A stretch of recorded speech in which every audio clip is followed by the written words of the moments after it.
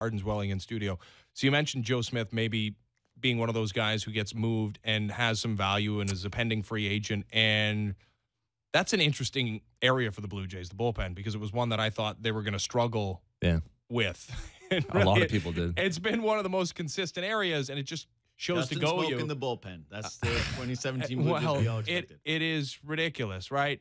Well, coming into the year, it was a bunch of question marks. Of course. Right? And yes, we've learned, or we should already know, don't pay attention to spring training stats. And secondly, relievers are volatile, and they don't go in a straight line. And Brad Hand can be released in April and then a huge middle-of-the-season acquisition because good relievers come out of nowhere. And Ryan Tepera can be a guy that you want to shield yourself from when he comes on your television a season ago, and now all of a sudden you're as confident as you can be in a reliever in a high-leverage role. It's amazing. Yeah, I'm a big Ryan Tepera fan. His stuff is amazing. Just watch his stuff next time he comes in. Like his cutter, his slider. I mean, he's a really, really good pitcher, and he's starting to put it together this year.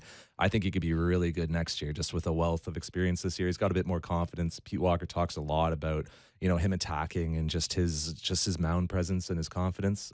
So I think that's big for him. But yeah, coming into the year, you didn't know what Ryan Tepera was going to be. You didn't know Danny Barnes was going to be as big a part of this. Dominic Leone, a guy who I think doesn't get enough credit. Yeah, he's been great for how good he's been out of that bullpen. You can rely on him in high leverage situations. And don't look now, but Aaron Loop has been somewhat dependable.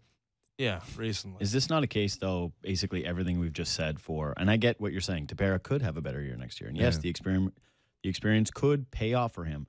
But if that's the case and teams are interested and you're out of it, and bullpens are so volatile, Barnes is off because he's hurt. But if someone offers you a nice package for Ryan Tepera, what's to stop you from doing that? Nothing. Yeah, the Blue Jays might think about it. But why shouldn't they just basically be shopping everyone in the pen not named Roberto Osuna? The thing is, every team is shopping all of their, you know what I mean? Like, you can find a lot of relievers out there, but like the returns have been pretty nice. You see, you know, 3 players came back for Pat Neshek, like a pretty decent player came back for Swarzak, Ryan Cordell, who's a guy who looks like he's ready to step into the major leagues right now. So I think the Blue Jays will get a nice return for Joe Smith. And yeah, if they wanted to go down that avenue of Tepera or Barnes, sure. But the thing is, there's going to be a ton of teams out there that are also have relievers they can sell. Yeah.